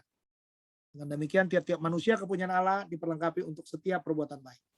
Makanya bilang beritakanlah firman. Nih, perbedaan pendapat. Memberitahu Timotius apa yang sebenarnya penting, ya mendukungnya untuk terus bertekun dalam kehidupan kekristenan dan beriman sebagai seorang hamba Tuhan. Nih. Oke. Nah, lalu mendukungnya untuk terus dengan setia memberitakan firman Tuhan di wajah kesusahan atau di masa kesusahan dan guru palsu itu, supaya terus memberitakan firman. Makanya bilang 2 Timotius 4 ayat 2 itu ya, beritakanlah firman, siap sedialah, baik atau tidak baik waktunya. Nah, ini coba Anda lihat itu ya. 2 Timotius 4 ayat 2 itu, kita kembali ke situ. Ya, beritakanlah firman. Nah, ini tugas utama kita ya. Jadi dalam bahasa Yunani itu teruslah beritakan firman. Ya, teruslah beritakan firman. Nah, waktunya siap sedialah katanya. Baik atau tidak baik waktunya. Nah, isinya apa? Nyatakanlah apa yang salah, tegurlah dan nasihatilah dengan segala kesabaran dan pengajaran. Nah, ini bagus ya saudara. Kalau kita hamba Tuhan kan tugas kayak gini bagus. Satu sisi kita menegur, ya. Satu sisi kita menegur, tapi dikatakan ya, dalam teguran itu ada nasihat. Tegurlah dan nasihatilah dengan segala kesabaran dan pengajaran. Kesabaran dan pengajaran. Ya. Jadi jangan terlalu emosional ya. Jangan terlalu emosional. Oke, 2 Timotius ada 4 pasal. Pasal pertama berpegang pada iman yang benar. Pasal 2 mentaati dan mengajarkan firman Tuhan. Pasal 3 hari-hari terakhir membawa kemurtatan. Dan pasal yang keempat dengan tekun memberitakan firman Tuhan. Nah, perbedaan pendapatnya. Surat ini lebih tertuju kepada Timotius daripada gerejanya. Seperti surat yang pertama. Nah, dengan usaha yang keras sebelum kematiannya, Paulus membuat pernyataan terakhirnya. Dengan sedemikian rupa supaya apa? Dapat meyakinkan Timotius untuk tetap setia pada imannya sampai mati. Karena Paulus membandingkan dirinya ya, bahwa saat kematiannya sudah dekat dan sekarang dia meminta supaya Timotius itu juga melakukan hal yang sama dalam hidup. Lalu Rasul menyelesaikan ini dengan mendesaknya untuk bertekun dalam kesulitan sekarang dengan karakter Tuhan. Ya, jadi ini karakter Tuhan itu ya. Jadi bertekun itu harus dengan karakter Tuhan. Jadi jangan bertekun itu dengan karakter pribadi kita enggak, tapi dengan karakter Tuhan. Karena masa depan akan lebih buruk katanya itu. Pasal 3 pasal 4. Nah, dia secara khusus harus melawan kemurtatan dengan cara tetap setia memberitakan firman Tuhan. Nah, rangkumannya Paulus mendesak Timotius berlatih dan memberitakan firman Tuhan dengan setia di tengah kesulitan guna mendukungnya untuk apa? Melawan ajaran sesat dan kemurtatan dengan gigih. Ini perpaduannya, doktrin yang benar melawan penentang. Bagaimana perpaduannya? Nah, gigih dalam kesulitan sekarang. Nah, ini kita harus gigih nih. Apalagi sekarang ya, kita juga diperhadapkan dengan kesulitan ya. Lalu yang kedua apa? Gigih dalam kesulitan masa depan. Nah, ini tugas kita. Jadi yang sekarang dan yang ke depan harus kita tetap gigih berjalan di sana. Nah, ini kerangkanya pasal 1, pasal 2, gigih dalam kesulitan sekarang, contoh-contoh kesetiaan, karakter-karakter kesetiaan ada di situ. Ya, ini di sini pasal 1, 2 ini ya. Ya, contoh-contoh kesetiaan, ya karakter-karakter kesetiaan itu. Ya. Lalu pasal 3, 4 nih, gigih dalam kesulitan masa depan, nih masalah kemurtatan, solusinya beritakan firman Tuhan, harapan Paulus di sana. Ini kerangkanya. Ini bisa kalau Anda yang udah belajar homiletika ini bisa dikhotbahkan. Ya, secara berseri di dalam bagian ini. Oke. Nah, ini bisa kita lihat ya, saudara ya. Ini mana tadi? Ini doktrin yang benar melawan penentang, gigih dalam kesulitan sekarang, contoh-contoh kesetiaan. Ada di sini Eunike, Luis, Paulus, ya, Onesiphorus, ya. Karakter-karakter kesetiaan, ini pemuritan, satu prinsip, ketaatan, kerja keras, rohani, suci, berani. Ya, pasal 3 masalah-masalah kemurtadan, tidak mengakui Tuhan, ya, atau kemunafikan. Solusinya apa? Berkhotbah, gigih mematuhi, mendukung penyebaran ajaran Kristen. Harapan Paulus, ya ini kesehatan, ya, pengkhianatan, salam dan penyerahan. Ini Roma musim gugur. Ini isinya, ya, 2 Timotius itu. Nah, tema besarnya adalah ada 3, kesetiaan, kemurtatan dan firman Tuhan. Nah, tema besar yang pertama kesetiaan, contoh-contoh kesetiaan. Belajar dari ibunya, Eunike dan neneknya Luis. Ya, ini Anda nanti bisa baca. Ya, belajar di dalam rumah sendiri dengan orang tua sebagai contoh kesetiaan. Nah, makanya kalau kita nggak bisa menunjukkan kesetiaan ke anak-anak kita repot. Ya, karena memang contohnya itu yang dipakai oleh Paulus adalah dua orang ini, Eunike dan ibunya Eunike dan Louis, neneknya. Ini dua wanita yang sama-sama setia. Dan akhirnya membuat Timotius itu menjadi orang yang setia juga. Ya. Lalu yang kedua adalah belajar dari Paulus. Ya, pasal 1 ayat 8 sampai 14. Paulus tetap setia dalam kesulitan karena apa? Karena dia yakin dan percaya, ya, percaya Tuhan akan menjaganya sampai akhir. Nah, ini yang membuat dia yakin ya. 2 Timotius 1 ayat 11-12 itu.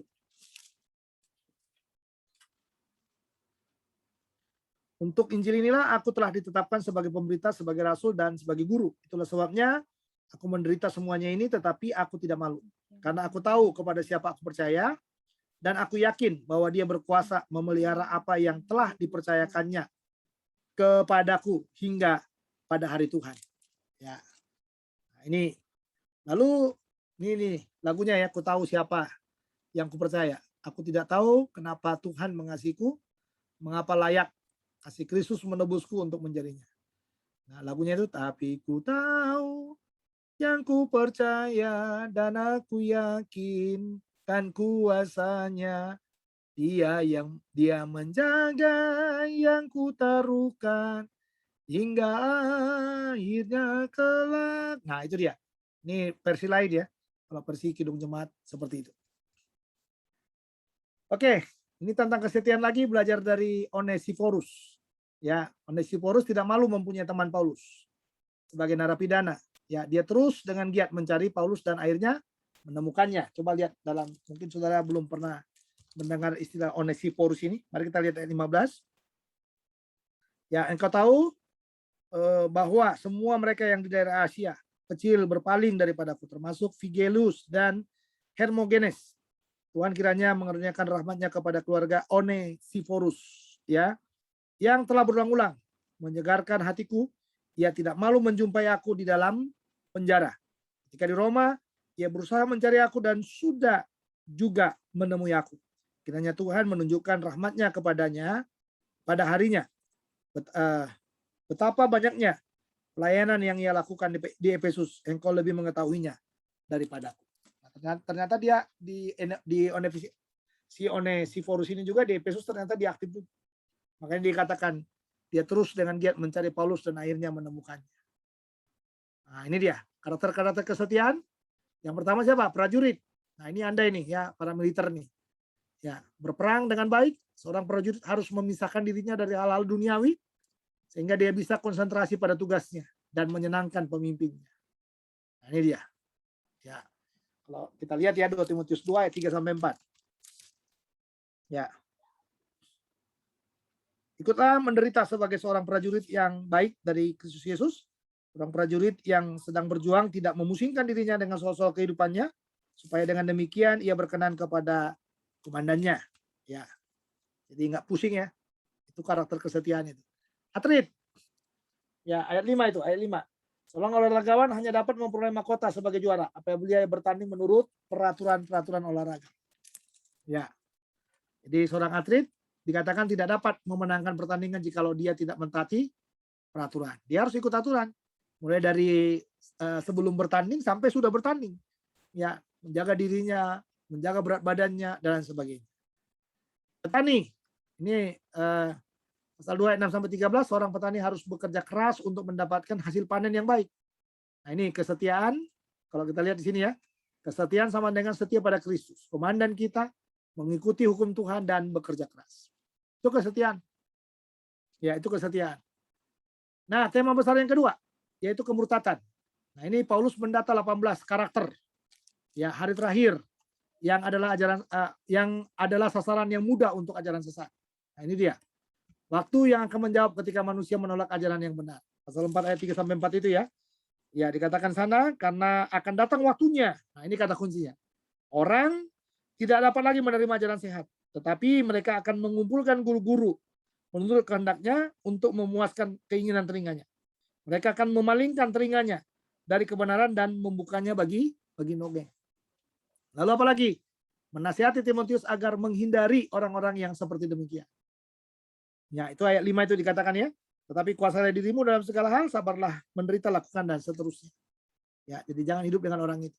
Nah ini saudara-saudara, 18 karakter kemurtatan di sini.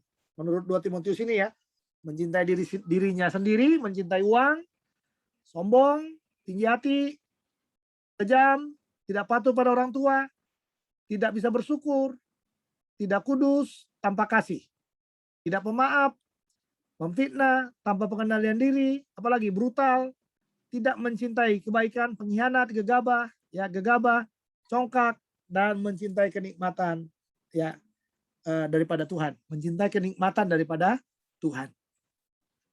Itu 18 karakter kemurtatan. Nanti dicatat ya, saudara ya, dilihat nih karakter kemurtatan ini. Oke, telinga menginginkan apa yang memuaskan jasmani, keinginan daging, hati jasmani, lebih memilih cerita-cerita yang tidak masuk akal daripada kebenaran yang teguh. Nah itu orang-orang murtad lebih suka seperti itu. Nah ini, apa di gerejamu ada orang-orang yang seperti itu? Seperti yang mana? Ya, yang seperti yang di sini tadi.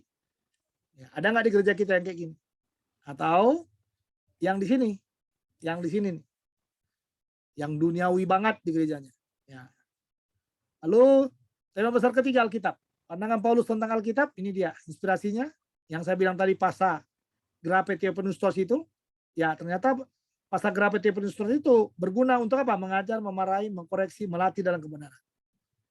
Ya, tujuannya adalah untuk apa? Melengkapi anak-anak Tuhan melawan ajaran sesat dan untuk mendapatkan ya kerja yang baik. Ini penting saudara. Ini kerangkanya ya pasal 1-2 Paulus mendukung Timotius untuk gigih dalam kesulitan sekarang dan menggambarkan karakter-karakter yang harus dia contohkan untuk membasmi ajaran sesat dan kemurtatan. Itu tadi udah dijelaskan ya. Pasal 3-4 Paulus mendesak Timotius untuk gigih dalam pencobaan masa depan dan melengkapi sikap-sikap positifnya menghadapi kematian untuk mendukung Timotius memberitakan firman Tuhan dengan setia ya daripada apa? Daripada meningkatkan kemurtatan dalam ajaran.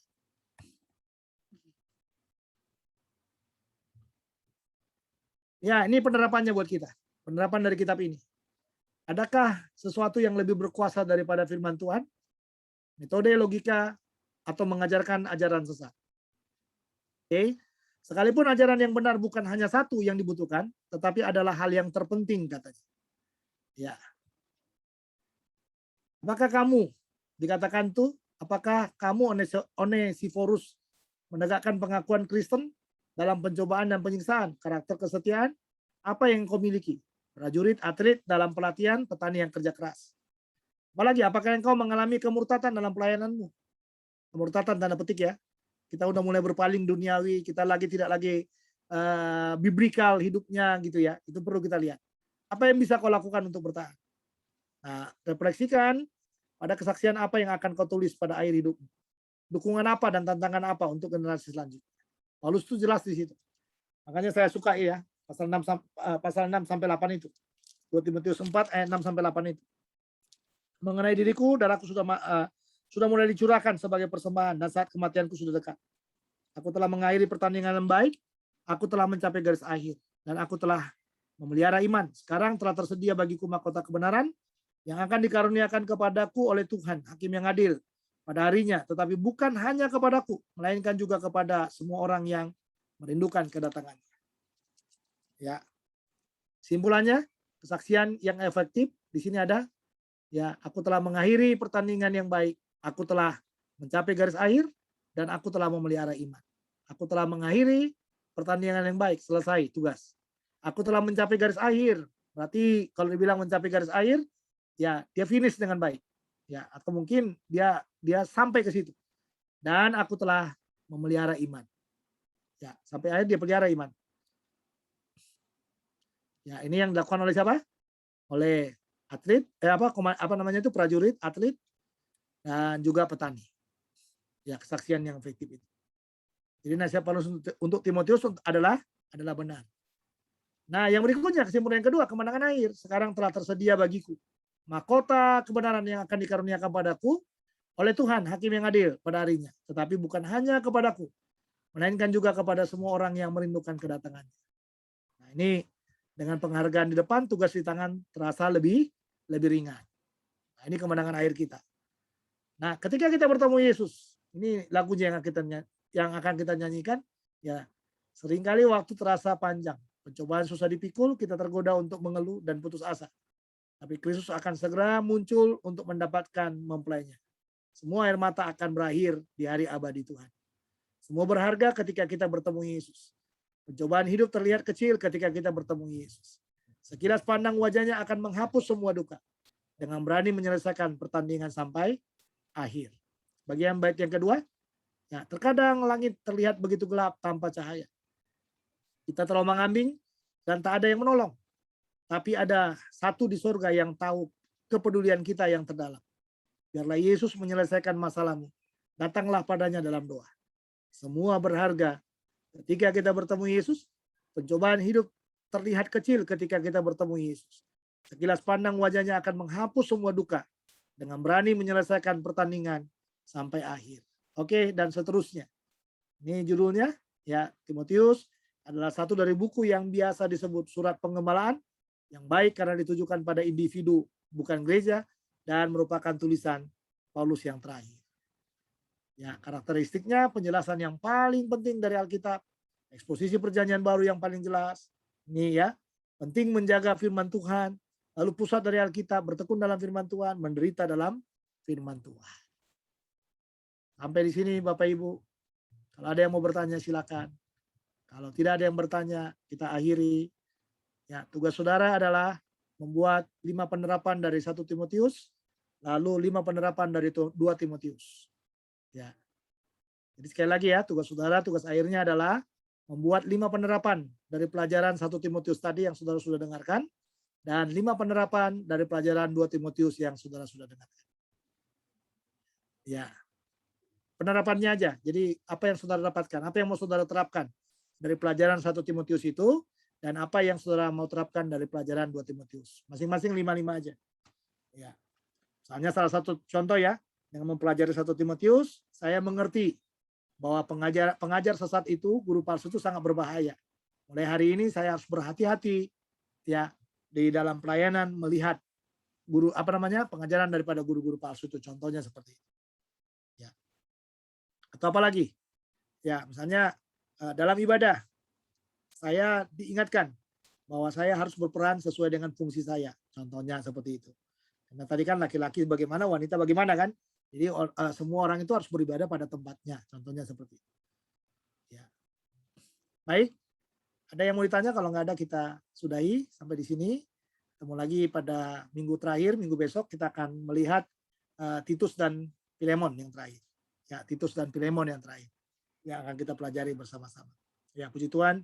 Ya, saya bisa menyampaikan kepada saudara dalam tafsir PB3 ini, ya, kitab-kitab Paulus yang bagian kedua ya, setelah tafsir PB2. Ya, ini luar biasa ini. Ya, luar biasa. Ya, memang banyak pelajaran yang penting yang bisa kita lihat dari dalamnya. Baik, kalau sudah tidak ada, mari kita akhiri dalam doa ya. Mari kita berdoa. Bapa dalam surga, terima kasih pertemuan kami hari ini. Hamba memberkati semua saudara-saudara kami yang sudah mengambil perkuliahan pada sore hari ini. Sampai malam ini, biarlah Tuhan akan menolong memberkati.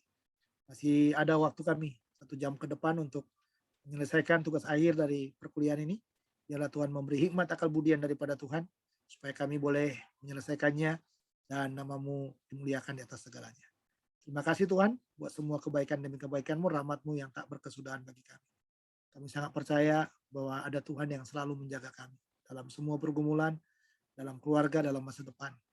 Dalam apapun yang kami cita-citakan dalam hidup kami Tuhan. Biarlah Tuhan memakai kami secara luar biasa dalam pekerjaan kami, dalam pelayanan-pelayanan kami, urapi kami dengan kuasa yang daripada. Nyerahkan hidup kami, hati dan pikiran kami. Biarlah kami selalu ada dalam kekudusan dan pertolongan yang daripada Tuhan. Dalam nama Tuhan Yesus, kami sudah berdoa. Amin. Amin. Baik, terima kasih ya Bapak Ibu. Terima kasih Pak. Tuhan, Terima kasih Pak.